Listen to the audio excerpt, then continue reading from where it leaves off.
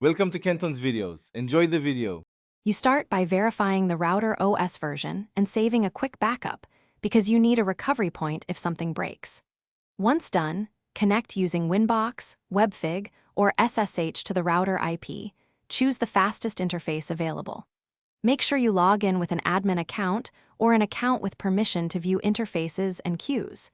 You will immediately open the interfaces and tools menus. This gives you real-time visibility and the ability to create monitoring points for bandwidth measurements.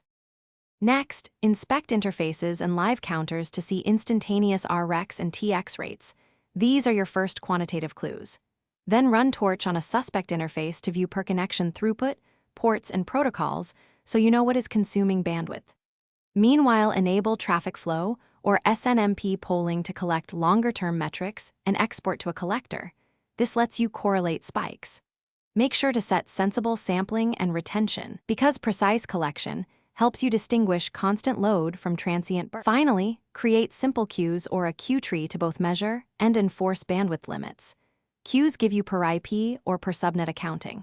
Then generate test traffic with iPerf or scripted downloads to validate the counters and shaping behavior, and compare results against torch and interface counters.